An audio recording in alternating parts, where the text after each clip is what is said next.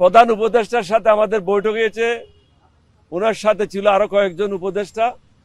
এলডিবির পক্ষ থেকে সর্বমোট আমরা 83টি সুপারিশ করেছি।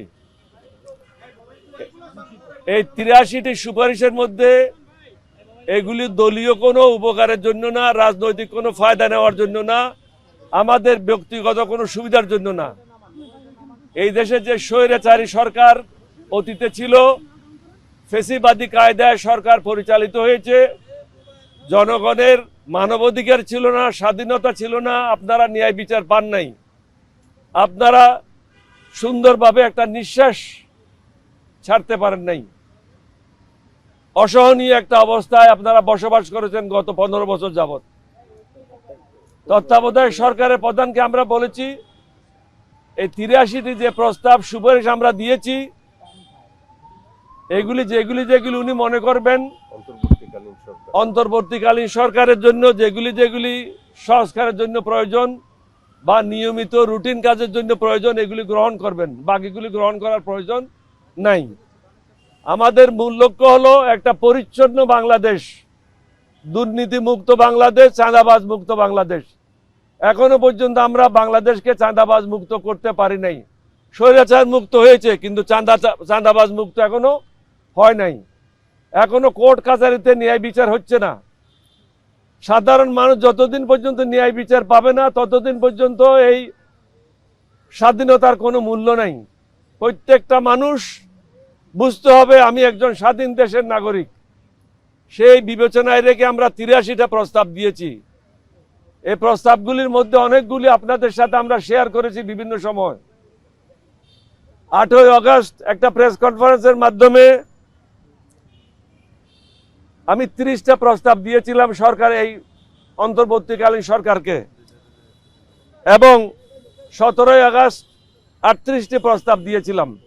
আজকে প্রস্তাব দিয়েছি 15টি নতুনভাবে, সর্বমোট 83টি প্রস্তাব। এই 83টি প্রস্তাব ওনারা যদি ভালোভাবে গ্রহণ করেন, তাহলে একটা পরিচ্ছন্ন সরকার বাংলাদেশের সামনে আপনারা পাবেন। এখানে সাধারণ মানুষের দুঃখ দুর্দশা আর থাকবে না, দুর্নীতিমুক্ত বাংলাদেশ হবে। আমরা একটা জিনিস ওনাদেরকে বোঝানোর চেষ্টা করেছি যে কোনো অবস্থাতেই যে ইসলাম ধর্ম মানে না, যে মুসলমান কোরআন মানে না, যে মুসলমান আল্লাহকে মানে না, রসুলকে মানে না, তাকে ছাড় দেওয়ার কোনো কারণ নেই। সে দুর্নীতিবাজ, সে দেশদ্রোহী, সে জনগণের শত্রু, তার বিরুদ্ধে কঠোর ব্যবস্থা গ্রহণ করতে হবে। আওয়ামী লীগের ব্যাপারে আমরা বলেছি, সশস্ত্র বাহিনী শহীদ রাষ্ট্রপতি জিয়াউর রহমানের নেতৃত্বে আমি সর্বপ্রথম বিদ্রোহ করি। শেখ মুজিব বিদ্রোহ করে নাই, শেখ মুজিব স্বাধীনতা ঘোষণা করে নাই, শেখ মুজিব পাকিস্তানিদের হাতে আত্মসমর্পণ করেছিল। এটা আমার পিএইচডি বইতে রেকর্ডেড আছে, পাকিস্তানের মেজর সালেহ সিদ্দিকীর বইতে রেকর্ডেড আছে। সুতরাং জামাতকে যদি ছোট ছোট তুচ্ছ কারণের জন্য তাদের নিবন্ধন বাতিল করা যায়, আমাদের হাজার ছেলে মেয়েদেরকে হত্যা করার জন্য, 15 বছর আরো কয়েক হাজার গুম করার জন্য তাদেরটা কেন বাতিল হবে না? এটা বাতিল করা অত্যন্ত প্রয়োজন, কারণ না হলে আগামীতেও স্বৈরাচারের জন্ম বাংলাদেশে হবে। আমরা কিন্তু এই স্বৈরাচার সরকারকে আপনাদের মাধ্যমে বারবার বলেছি, পলানোর সুযোগ পাবেন না। আমার প্রেস কনফারেন্স যারা অ্যাটেন্ড করেছেন, আমি সবাইকে বলেছি 2024 সাল হলো গজবের বছর এবং অনেক নতুন নতুন ঘটনা ঘটবে, তাই ঘটেছে, আরো ঘটতে পারে। আমি সাবধান করে দিয়েছি। তত্ত্বাবধায়ক সরকার, অন্তর্বর্তীকালীন সরকারের প্রধানকেও বলেছি, আপনি এখনো বিপদমুক্ত নন। এখনো যারা ষড়যন্ত্রকারী তারা ষড়যন্ত্র করে যাচ্ছে। যারা হাসিনার পদলেখী ছিল, তার লোটা উঠাইতো, তারা এখনো চাকরিচ্যুত হয় নাই, তাদের বিরুদ্ধে দুর্নীতির অভিযোগ নিয়ে কোনো তদন্ত শুরু হয় নাই। একজন লোককে শুধু এক জায়গা থেকে অন্য জায়গায় পদ বদলি করলে সমস্যার সমাধান হবে না।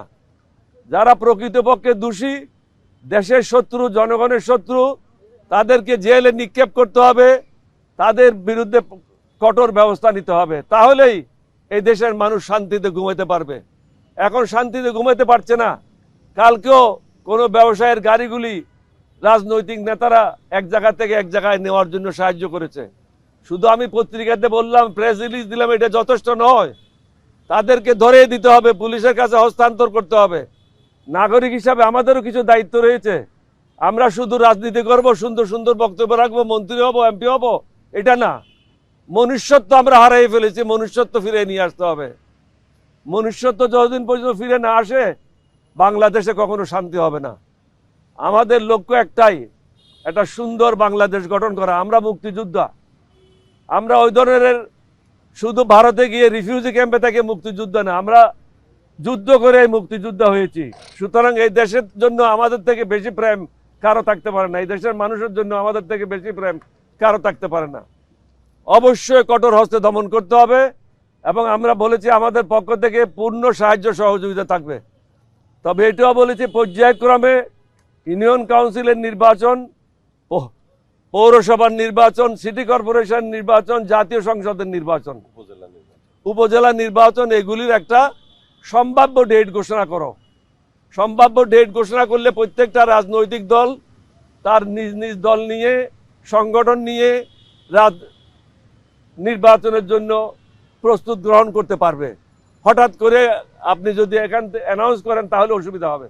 রাজনৈতিক দলদেরকে ব্যস্ত রাখার জন্য একমাত্র অস্ত্র হলো নির্বাচনের একটা ফোরকাস্ট দিয়ে দেওয়া। এটা 6 মাস পরেও হইতে পারে, 9 মাস পরেও হইতে পারে, কিন্তু নির্বাচন তো হইতে হবে যত তাড়াতাড়ি সম্ভব। অন্তর্বর্তীকালীন সরকারের জন্য ভালো, রাজনৈতিক দলের জন্য ভালো, দেশের জন্য ভালো। তবে সংস্কার করার পূর্বে কোনো নির্বাচন হওয়া কোনো অবস্থাতে বাঞ্ছনীয় না। সংস্কার সম্পূর্ণ করতে হবে, দেশের মানুষের মধ্যে মনুষ্যত্ব ফিরিয়ে নিয়ে আসতে হবে, এবং আমাদের ছেলে মেয়েদের ভবিষ্যৎ গড়ার জন্য শিক্ষা প্রতিষ্ঠানগুলিকে সঠিকভাবে পরিচালনার জন্য সুযোগ করতে হবে।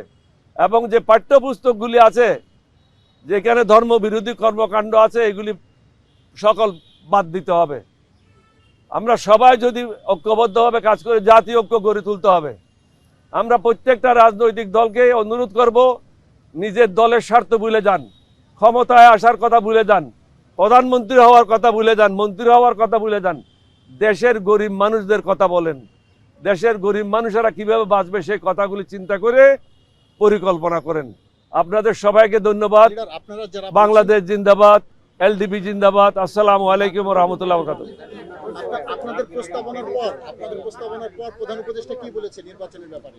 আপনারা তো বলেছেন যে একটি দেশকে সংস্কার করে তারপর নির্বাচনের। প্রধান উপদেষ্টা এটাই বলেছেন যে রাজনৈতিকবিদদের মধ্যে একটা ঐক্য গড়ে তুলতে হবে প্রত্যেকটা বিষয়ে। আমি উত্তর দিয়ে গেলাম, আপনি দক্ষিণ দিয়ে গেলেন, তাহলে তো দেশের সমস্যার সমাধান হবে না। সবাইকে একটা ঐক্যমত আসতে হবে। আপনারা কি সংখ্যানুপাতিক পদ্ধতি চান কিনা? প্রপোর্শনাল রিপ্রেজেন্টেশন না দেওয়াই ভালো হবে, মনুষ্যত্ব ফিরিয়ে আনতে হবে। এই সংস্কার সময়টা আপনারা কতটুকু সময় দিতে চাচ্ছেন? অনির্দিষ্টকালের জন্য তো হতে পারবে না, তাহলে সরকার চালাতে পারবে না। ওনারা যদি বেশি সময় নেয়, তাদের পক্ষে সরকার পরিচালনা করা সম্ভব হবে না। সবকিছুর ব্যাপারে একটা রূপরেখা প্রদানের একটা রূপরেখা প্রদান করার জন্য আমরা বলেছি, এবং আমরা বলেছি যে একটা নির্দিষ্ট সময় আপনারা যদি অ্যানাউন্স করে দেন কি 9 মাস পরে নির্বাচন হবে, তাহলে রাজনৈতিক দলগুলি তাদের কর্মকাণ্ড নিয়ে ব্যস্ত হয়ে যাবে, আপনাকে বিরক্ত করবে না।